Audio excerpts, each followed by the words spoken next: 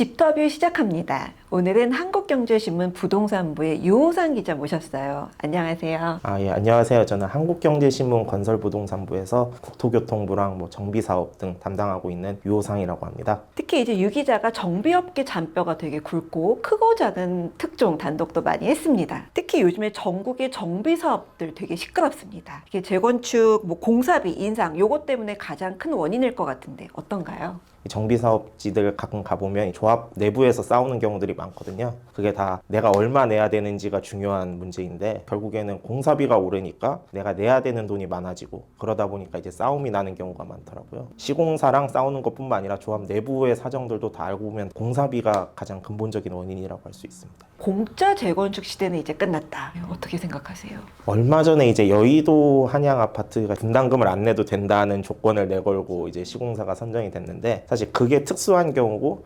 대다수의 아파트는 분담금을 낼 수밖에 없는 구조거든요. 강남이든 반포든 성수동도 분담금이 다 몇 억씩 이제 나올 거기 때문에 공짜 재건축은 앞으로 보기가 조금 힘들지 않을까 싶습니다. 공사비가 자재값도 그렇고 인건비도 계속 오르다 보니까 예전 같으면은 조금 저렴한 가격의 아파트를 지어주겠다. 평당 300만 원, 400만 원 이런 경우도 있었거든요. 심지어 원베일리 같은 경우도 지금 공사비를 따지면 평당 한 500만 원 중반대로 재건축이 됐는데 앞으로 이런 단지들은 보기 힘들고 오히려 평당 1000만 원 이상 되는 단지들이 늘어날 것 같아요. 분담금을 낼 수밖에 없는 구조인데 그게 굉장히 부담인 거고 입지적인 또 양극화도 심해질 것 같아요. 이제 여의도 한양같이 좀 상급지나 재건축 사업성이 꽤 괜찮은 데들은 조율을 통해 가지고 분담금을 최소화하거나 정말 영원으로 이제 공짜 재건축을 할 수도 있긴 한데 요즘에는 반포 재건축 단지들도 분담금이 계속 올라가고 있는 거를 보면은 양극화를 넘어서 이제는 저 상향 평준화가 되고 있는 단계에 접어들지 않았나 생각합니다. 또 여의도 한양 말씀하셨는데 재건축 단지들 중에서 가장 먼저 이제 시공사들 선정을 한 거죠. 경쟁이 되게 치열했다면서요. 그 여의도 한양 같은 경우는 이제 현대건설하고 포스코 ENC가 경합을 벌였는데 제가 실제로 홍보관에 가보니까 요즘에는 홍보도 경쟁이 너무 심해가지고 제한을 많이 두거든요. 그러다 보니까 이제 예전처럼 라면 같은 선물을 주거나 이런 게 없어졌어요. 대신에 이제 딱 하나 줄 수 있던 게 생수였는데 생수 하나를 줄 수 있다 보니까 듣도 보도 못한 각종 외국 생수들이 많이 나오더라고요. 에비앙 같은. 에비앙은 기본이고요. 기본이고요. 네. 그 정도로 디테일해서 서로 경쟁이 되게 심했습니다. 다른 이제 재건축 단지들 여의도. 네, 어떤가요, 여의도? 사실 한양이 시공사 경쟁을 너무 하는 바람에 공장 아파트가 먼저 시공사를 대우로 선정을 마쳤고 광장 아파트 같은 경우도 대법원까지 가가지고 동마다 이제 주민들이 싸우다가 분리 재건축을 하는 방향으로 결정이 돼서 각자 동마다 재건축을 지금 다시 추진을 하고 있습니다. 또 이제 주목하는 한강변 동네 중에 하나가 압구정이죠. 압구정 재건축 어떻게 진행되고 있어요? 압구정은 이제 2번, 3번, 4번, 5번 이 4개 구역이 신속통합 기획을 하고 있어서 빠르면은 오늘 하반기에 시공사 선정까지 될 전망이고요. 그리고 이미 설계사들이 다들 정해졌습니다. 외국의 유명 설계사들이 다 와서 엄청나게 화려한 조감도들을 다 이미 보여줬기 때문에 주민들의 기대감이 아주 높아진 상태거든요. 근데 이제 그 높아진 기대감만큼 공사비가 얼마가 나오느냐가 이제 시공사 선정할 때 나오기 때문에 그게 아마 관전 포인트가 되지 않을까 싶습니다. 아무리 이제 압구정 현대 워낙에 좋은 아파트고 고급 아파트 대명사라고 해도 분담금의 부담을 느끼는 주민들도 꽤 많은 것 같아요.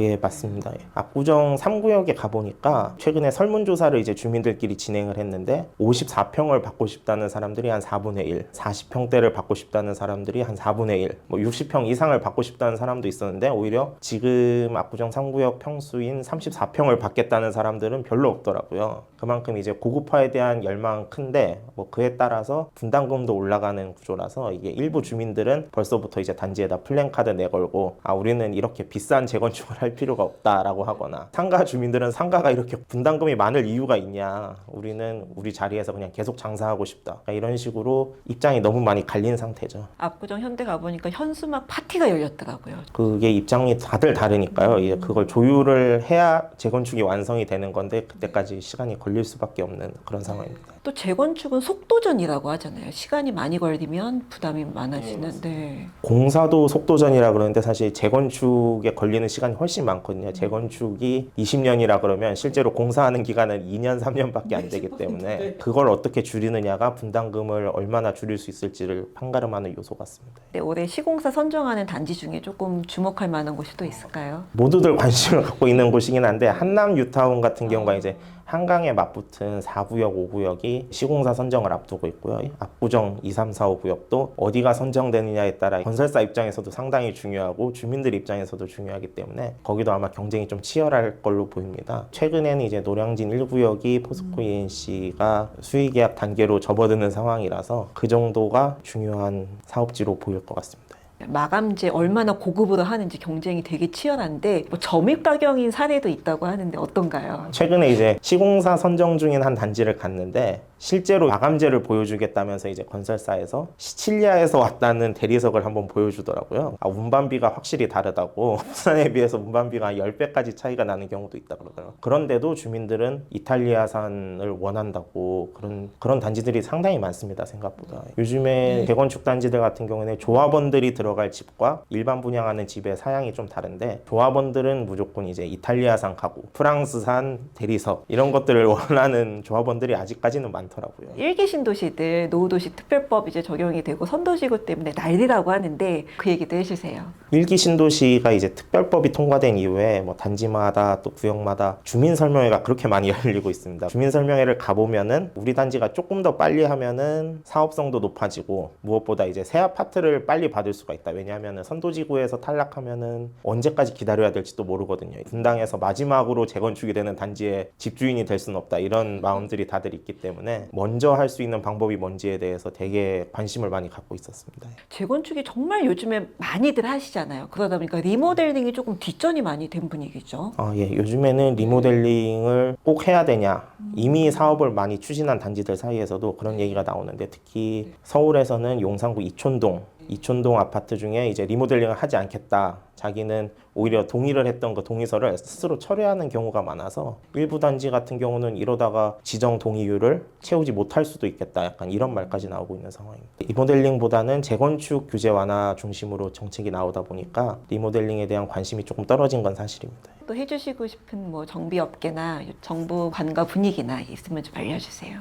정부에서 이제 최근에 표준 시공 계약서를 만들었거든요. 이 정비 사업도 워낙 깜깜이식으로 계약이 되는 부분들이 많다 보니까 이제 아예 처음부터 마감재나 뭐 공사비나 이런 것들을 정하고 하자 그랬는데 거기에서 중요한 게 착공이 되더라도 물가가 오르면은 공사비를 올려주도록 하는 조항들이 포함이 됐습니다. 사전에 뭐 분쟁을 예방하자는 뜻인데 반대로 생각하면 이제 주민 입장에서는 다시 공사비가 오를 가능성이 있다는 거. 사실 계약이 전부거든요. 그런 것들을 이제 좀 주의하실 필요가 있는 것 같습니다. 네. 이렇게 정비사업장 쭉 다니면서 취재하시다 보면 이렇게 어떤 생각이 드시나요? 최근에 이제 공사비가 올랐다는 증액 요구서를 시공사들로부터 받은 주민들 반응이 보통 처음에는 이제 부정을 하거든요. 우리 아파트 가격이 이럴 리가 없다. 우리가 돈을 더 내야 될 리가 없다. 그러다 나중에 이제 시공사나 지자체에다 화를 내는 경우도 있습니다. 왜 빨리 중재를 안 해줬냐 이런 식으로 화를 내거나 아니면 우리 아파트의 가치가 이것밖에 안 되냐 그렇게 화를 내다가 이제 나중에는 좀 수긍하시는 분들도 생기거든요. 현실을 이제 받아들이고 차라리 재건축을 포기할까 이런 분들도 있습니다. 조합 입장에서는 그렇게 다양해진 주민들의 의견을 취합을 해야 재건축 사업을 계속할 수 있기 때문에 그게 또 새로운 어려움인 것 같습니다. 오늘 재밌고 의미 있는 말씀 너무 많이 해주셨고 오늘 집터뷰는 여기까지 하겠습니다. 고맙습니다. 감사합니다. 네.